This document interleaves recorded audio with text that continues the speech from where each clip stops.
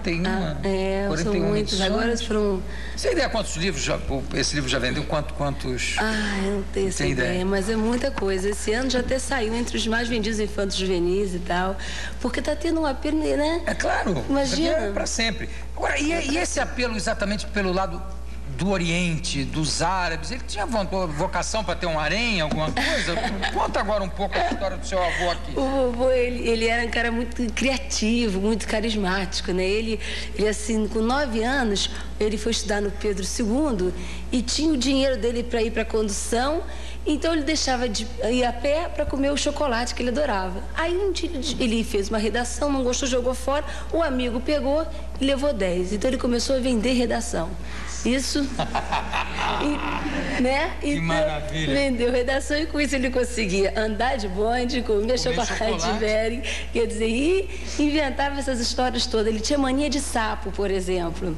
Aliás, está com o Alex ali. É verdade, tinha coleção de sapos. Ele era um colecionador de sapos. Deixa eu ver aqui. Isso aí é uma foto. Isso aqui é o sapinho que eu trouxe, que gracinha. Olha só. Esse sapo é um sapo fazendo araquia. Olha que bacaninha. E essa é a coleção dele, que ficava assim no escritório. Tinha sapo de tudo que é tamanho? Tudo que é tamanho. Era uma coisa horrível pra gente pequenininha, né? Esse aqui é gosmento. Olha que coisa gosmenta esse sapo aqui, gente. Tinha empalhado. A criança fica doida. Tinha sapo empalhado? Tinha, você imagina. Aquele a gente chegava assim no escritório dele, ele ficava lá no finalzinho, estava escrevendo sempre, lendo, preparando palestra, porque ele dava muita palestra. Em inglês. E aquela mesa enorme, cheia de sapos, assim. O livro que mais vendeu dele, que mais vende até hoje, deve ser O Homem que Calculava. O Homem Calculável. Ele foi premiado pela academia. Isso aí é o programa da peça, que tem um desenho também do César Lobo. Que ótimo esse desenho. É super legal. E uma das coisas fascinantes do livro são uma característica do Malba Tahan, são aqueles enigmas matemáticos. Isso. Você tem algum assim que a gente possa colocar para o nosso quinteto? Eu tenho. Sabe que já teve um aqui, né? Que já foi colocado por fax, do troco. Do troco. Teve um também que a gente estava esperando, que a gente faz algumas convenções. Uma empresa, por exemplo, contrata Jô Soares nas Meias, a gente faz Jô Soares nas Meias na empresa com os diretores de empresa e tal, exatamente como se fosse um programa que funciona muito bem com convenção. Então a gente estava na Bahia, na ilha, lá em Itaparica. Na volta a gente ficou no aeroporto, que teve que esperar, porque atrasou o voo e tal, e pintou aquele dos ovos, que eu não sei se é do Malba Tahan. Você conhece? São das 9 bolas de bilhar. Como dividir num prato, numa balança. 9 bolas? Ninguém falou em 9 bolas de bilhar? Falamos sim, João. Não. Falamos nos 7 Nos ovos. Não, quantos ovos são? Eu te dou... eu quero metade desses ovos mais meio ovo. Sim. Aí eu quero mais metade desses ovos mais meio ovo. Esse é parecido com um dos camelos, né? Como é que era metade dos camelos mais meio camelo? Não, é porque o pai deixa para 3 irmãos 35 camelos. E dá metade da herança para o mais velho, né? 35, metade, 17 camelos e meio. Aí dá para o segundo 1/4 dos camelos. Terço. 1/3 dos camelos e 1/3. Agora eu entendo porque que o marido vem junto, é para soprar. Porque ele adaptou esse livro, aliás, né? Foi 1/3 e para o mais novo 1/9. 1/9. Então, nem 1/3 nem 1/9 divide 35 corretamente, né? Então ele põe mais um camelo emprestado do amigo, que fica 36. Metade 36. 18. Então, vai me ajudar ali. Então vai lá. Metade 18. 18. 1/3. 1/3 virou 6. 6. E 1/9, não. 1/3 é 12. 1/3 é 12. 12. Ele botou mais. E 1/9 de 36. 1/9 de 36 dá 4. Então 4 mais 12. 16. Mais 18 dá 34. Mas aquela, sobraram 2 cabelos. Não. Alex, estão los camelos de la señora. Some alguma coisa aqui, é coisa do Alex. Sobraram 2 camelos. Como é que é? Porque o cálculo, como é que tem que ser feito então? Conta aí. Porque não, na verdade o cálculo é esse. Mas acontece que é o seguinte, na verdade, o pai, ele não deixou todos os camelos, porque um 12avo. Na verdade, vem pra cá, Ronaldo, senta aqui, por favor. Ronaldo.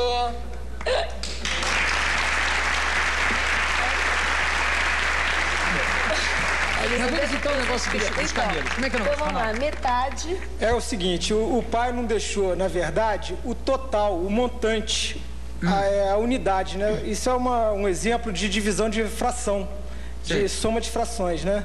Se a gente somar um meio, mais um terço, mais um nono, não vai somar 35 avos, que era o total de camelos, né, que ele tinha, que era 35. Então ele, para completar, ele colocou ou seja, ele arredondou o resto, né, porque ele arredondou o resto. Desse resto, sobraram 2 camelos. Aí, na verdade, ele devolveu esse camelo que ele adicionou, a partilha, né, o monte, era de um amigo que ele encontrou no deserto. Então ele devolveu o camelo do amigo e ficou com um para ele, por ter resolvido a contento de todos o complicado problema da herança. E inventou a comissão. Não, o negócio dos ovos é o seguinte: o sujeito chega, tem uns ovos ali, né? Não se sabe quantos ovos são. Ele fala, eu quero metade desses ovos estão aqui, mais meio ovo. E leva. Aí chega um segundo e diz assim, então eu quero, dos que sobraram, eu quero metade desses ovos mais meio ovo. E leva. Aí o terceiro vem, olha, sorri e diz, bom, se é assim, então eu também quero metade do que sobrou mais meio ovo. Quantos ovos tinham ali? Você sabe? Não, essa eu não sei, João. Bom, eu vou dizer, porque senão a gente vai ficar todo mundo... Vai ficar todo... São 7 ovos que tem ali. Então chega primeiro disse assim, eu quero metade mais meio ovo. Metade de 7 são 3,5, mais meio ovo, 4. Sobraram 3. O segundo diz, eu também quero metade mais meio ovo. Metade de 3 é 1,5, mais meio, 2. Sobrou um ovo. O terceiro rio disse assim, eu também quero do que sobrou metade mais meio ovo. Um ovo, metade mais o meio é um ovo. E sumiram os ovos todos. Isso. E eu pensava que era do Malbataan essa charada. É do Rubinho? Foi, Rubinho? É o Rubinho que... Rubinho, abre uma exceção e diz, onde é que você leu isso? Não lembro. Tem outra simples também, que é assim, um tijolo pesa 1 quilo mais meio tijolo. Quanto pesa um tijolo e meio? Um tijolo? Um tijolo pesa 1 quilo mais meio tijolo. Quanto pesa um tijolo e meio? Vamos lá. 1 quilo mais meio tijolo, quando pesa um tijolo e meio? 1,5 quilo? Não. Um tijolo pesa 1 quilo mais meio tijolo. Bom, meio quilo é meio tijolo é 1 quilo. Quanto pesa um tijolo e meio? Um tijolo e meio, 3 quilos. 3 quilos. Aí, eu ia dizer, engraçado. Mas, ó, Jô, nós somos atores, né? E a gente ele tá por vez dirigindo. Mas ele foi professor de matemática. Você foi professor de matemática? Fui. E você lembra de outro enigma desses? Lembro do troco. Esse do troco a gente já... Tem o dos olhos azuis e dos olhos pretos. Eram 5 escravas. O homem que calculava tinha que acertar com 3 perguntas a cor dos olhos de cada uma das 5 escravas. Desculpa. Quinteto, prestando atenção aí que eu quero ver. Vamos lá. Ele tá gostando, ele gosta de... As duas, tinham 2 de olhos pretos que falam sempre a verdade e 3 de olhos azuis que sempre mentem. Eram essas as informações. Então, o Beremiz Samir, o homem que calculava, faz a primeira pergunta. Qual a cor dos seus olhos? A primeira escrava foi trocada pelo vilão, por um cara que fez uma armadilha para o Beremiz. Então ela é estrangeira e ela fala um dialeto que ele não pode entender. Então ele perdeu a primeira pergunta. Perdeu, ele falou uma resposta lá que ele não entendeu. Fez a segunda pergunta. Qual a resposta que a sua companheira acabou de proferir?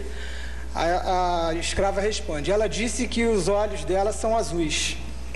E ele faz a terceira pergunta, qual a cor dos olhos de cada uma das suas duas companheiras? A terceira responde, a primeira tem olhos pretos, e a segunda tem olhos azuis. E com isso, ele acerta a cor dos olhos de todas as escravas, que... Por quê? Vamos ver se alguém sabe. Isso? Primeiro você tem que dizer... Não, vou dizer... ele acerta. A primeira tem olhos pretos, a segunda tem olhos azuis, a terceira tem olhos pretos e as duas últimas, olhos azuis. Por quê? Eu já dei a solução do enigma, agora só o porquê. Fez exatamente o oposto das respostas. Fez exatamente o oposto da resposta que ele obteve.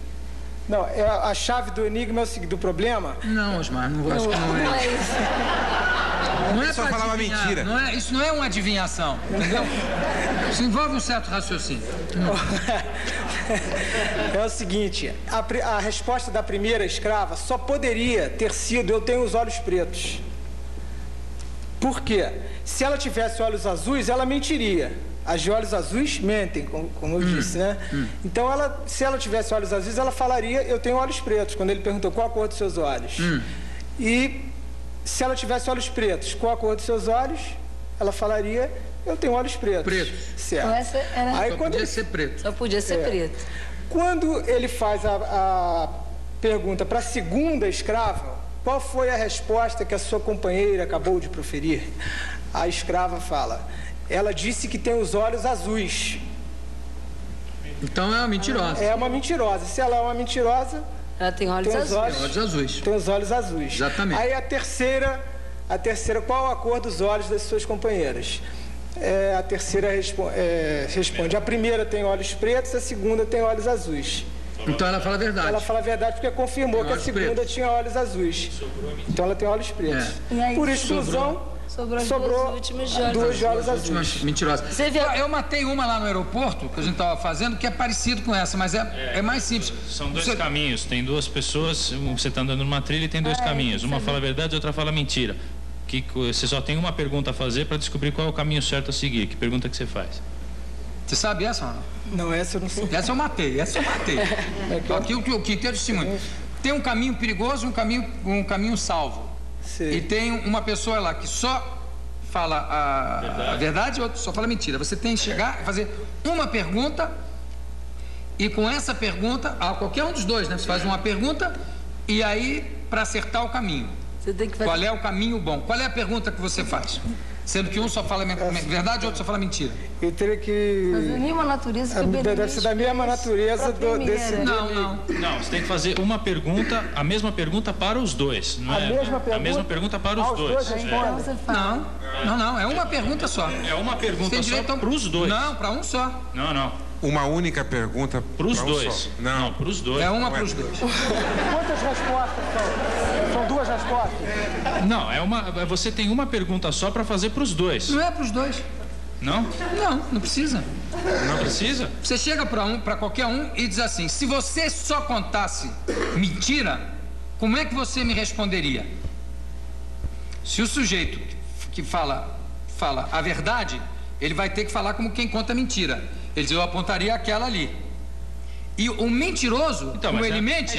Mas então é para as duas pessoas. É o que eu estou falando. É a mesma pergunta para os dois. Tem que fazer para um para depois fazer para o outro. É uma pergunta para os dois. Para os dois. Não precisa. Sim, né? Não precisa. Mas como é que você vai ter a resposta do mentiroso? Não precisa. Qualquer um dos dois responde da mesma maneira. Se você por acaso perguntar para o cara... Se ele fosse mentiroso, a resposta seria da mesma forma. Um só diz a verdade. Se você perguntar para o mentiroso, se você fosse um mentiroso, o que você me diria? O mentiroso vai te apontar que o caminho bom é o ruim. Se por acaso você fez essa pergunta não para o que mente, mas para o que diz a verdade, se você fosse um mentiroso, que caminho você me apontaria? Esse. O que diz a verdade vai dizer: aquele ali apontaria o ruim também. Aí você pega o outro caminho. Você não precisa perguntar para os dois, que os dois vão responder exatamente a mesma coisa. Perfeito. Não, e o que é legal é que essa brincadeira do raciocínio era uma coisa que ele gostava muito, né? E isso no espetáculo a gente tem criado, assim, os debates ficamos horas discutindo e tal, a questão do raciocínio, da função do número, da matemática, né? Como uma coisa... E nisso que a gente está falando, da matemática, a gente já está raciocinando aqui, já está contando e a pessoa não está percebendo, né? Mas é porque era assim que a gente não associa esse tipo de raciocínio com a matemática. E é matemática pura, exatamente. Né? O Osmar queria falar uma bem coisa. Fácil. Se você tem numa caixa pés de meia preto e branco, e você precisa tirar um par correto. No escuro. Quantos pés, no mínimo, qual o número menor, que você precisa tirar para ter um par certo. Quantos pares de meias? É uma gaveta cheia de meias pretas e brancas. Sim. Avulsas. Você está no escuro, tem que meter a mão e tirar um par. Quantas meias você precisa pegar para acertar um par preto ou um par branco? 3. 3. Que essa não sei. Você corre o risco, né? Só tem duas cores, só tem preto e branco. Tá certo, Então, tá certo. Né? Ô, Osmar, só para terminar, você ia, quando eu falei a história dos ovos, você ia contar uma história de bolas de bilhar? Sim, você tem uma balança do tipo farmácia, com 2 pratos, uma balança de precisão. Farmácia do tempo do seu avô ainda, claro. Claro. E você tem 9 bolas de bilhar exatamente iguais, da mesma cor e tal. E uma delas está com defeito, né? Quantas vezes, aliás, você pode usar 2 vezes os pratos da balança? Em quantos grupos você dividiria essas bolas? Para poder somente usar duas vezes. Eu não entendi uma palavra dessa. Você tem 9 bolas e tem uma com defeito? Uma que pesa menos. Ah, não é com defeito. Sim, elas deveriam, pelo padrão de qualidade, deveriam ter exatamente o mesmo peso. E tem uma que pesa menos. Exato. Como é que você divide para a balança ficar equilibrada? Sim. Professor Ronaldo.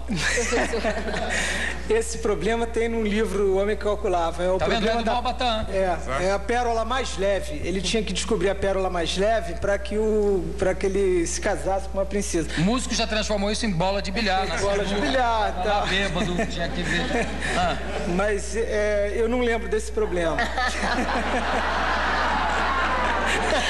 Professor! Nota 0 pro professor! Mas... Você sabe, você lembra? Eu também. Nota 0 também pra Fabiana. Sim, mas tem outros problemas da peça. Eu quero saber o resultado. Você sabe, Osmar? Você divide em 3 grupos de 3 bolas, evidente, certo?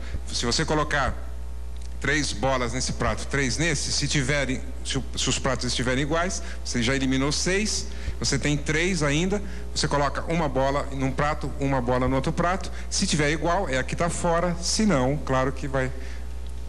Perfeito. Mas isso você tem que acertar de cara as 3 no primeiro. Não, porque se você tem 3 bolas aqui, 3 sim, bolas se já aqui, tem uma que está desequilibrada. se tiver isso, já está aqui. Aí você faz a mesma coisa, eliminou 3, você coloca uma aqui, outra aqui e outra fora. Nota 10. Muito obrigado. Nota 10. Esse passou. Gente,